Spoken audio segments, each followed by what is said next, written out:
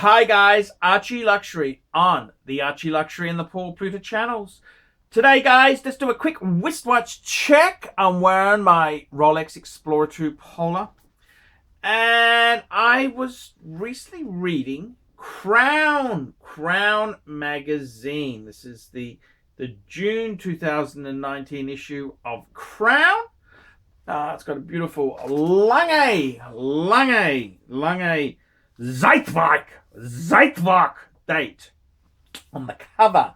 There was a very interesting article in here about the AUDEMARS PIGUET code 1159.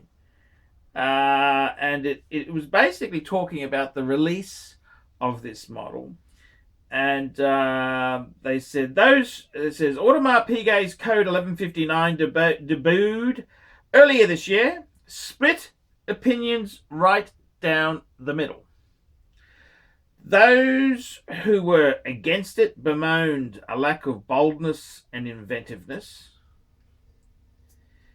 Okay, so half the audience said it was fucked. And the other one, those who were for it, however, deemed it a classy, slow burner that grows on you. Yes, well, now this is a magazine for the sale of wristwatches. I mean, I think that's marketing fluff speak for it's a fucking hard sell. Fucking hard sell. Definitely very fucking hard. It doesn't get hard, so that they've said the audience, half the audience hated it, the other half said it grows on you. It's not exactly the sort of stampede that makes it a popular sort of watch there.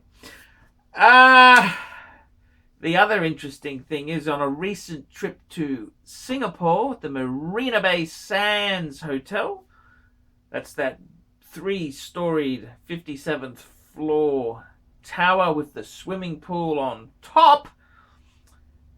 Yes, the AUDEMARS PIGUET store there itself had the full code 1159 in the front window. If we remember what our Cockney geezer watch dealer said about that, it's a front window watch. It's a store window watch, which inevitably means it's a fucking soft model. And I gotta be completely frank and honest with you there. It's really been, I think, an absolute disaster. And if I really do think AUDEMARS PIGUET should have they should have maybe gone for a better, if they wanted to get a more of a hip appeal going, maybe a lower price point would have been far more desirable. I mean the code 1159 is kind of what happens when you cross a Urwerk and a Patek Calatrava. The results are kind of freaky. I've got to be honest with you. As soon as the release came out, it was utter madness, utter absolute madness and arrogance. I think the big problem with AUDEMARS PIGUET is the executive. The emperor has no clothes on. Everybody, when the CEO or the design team asked, what do you think, instead of being honest, they told them what they wanted to hear. Hence the reason this model has been a stinking, flaming disaster.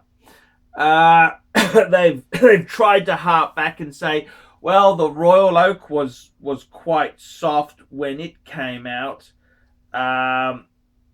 yes, the whole industry was very, very fucked then. But I've got to be completely honest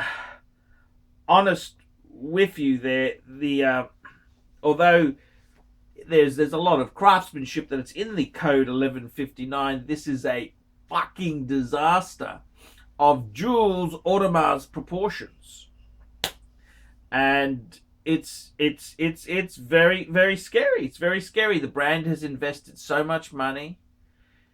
They've invested so much money in this thing, and it's been a commercial dud, an absolute fucking disaster. And from day one, it's been a fucking disaster. And I mean, they've gone against the grain. It's a high end. This is a high end launch of kind of fancy dress watches, which, I mean, if they did some research, they'd realize that the models that are popular in their range are the 15400, 15500, the classic Royal Oak in steel. Why not bring a funky steel sports addition to the range instead of this? A lot of these code 1159s, precious metal, fucking ridiculous price points. Ridiculous price points are not a good way to start the equation.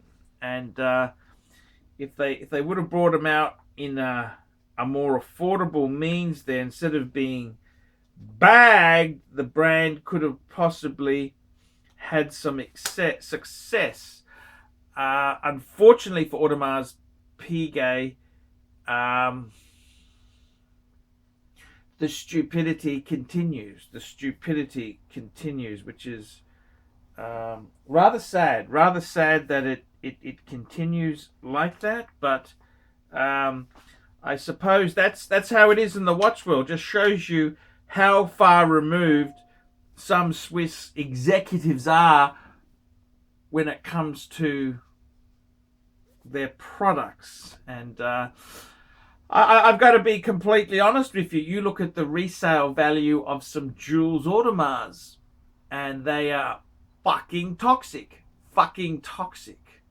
I did a recent video on one of my fans, Greg Cormer, the guy who he's on the big ships. He's the one who filmed those guys skiing behind a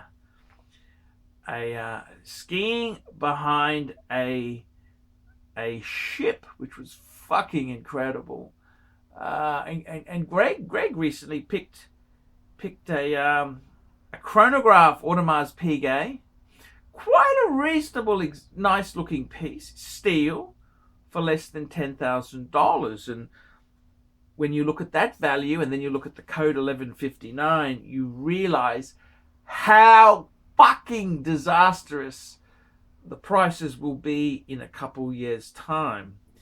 I can still remember when the Rolex relaunched the Prince. They relaunched the Prince mid 2000s, and it wasn't a stinker, but within a couple of years, when you release, if you don't have that initial burst of success, it'll eventually whimper out. Well, the AP code 1159 has whimpered from day one. I know of one particular gentleman, a tech guy in Sydney, who he bought an 1159, stupidly was suckered in by the boutique. I mean, do they feel any sense of guilt? That's what I'd like to know. He bought one at retail, a code 1159. They said it would be a very cool watch for you. Just sold him a fucking dud. Dealer comments that he's spoken to have said that they would estimate it would sell for half of retail, and no, they would only take it on consignment. They didn't want to buy the fucking thing. And this is how toxic the code 1159 is. When you've got such. I mean, it is a well-made watch. Whether it's your style or not is secondary, but it's a well-made product. It's just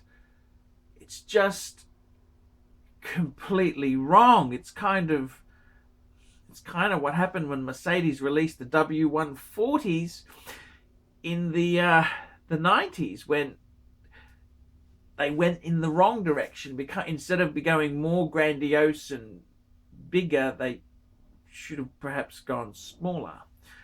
It's a tricky one. It's a very tricky one, and unfortunately, it's one that I think they will be recovering from for many years to come. So yes, AUDEMARS PIGUET, indeed, they're the only thing that's more stupid is your policy with the boutiques having the exclusive dials.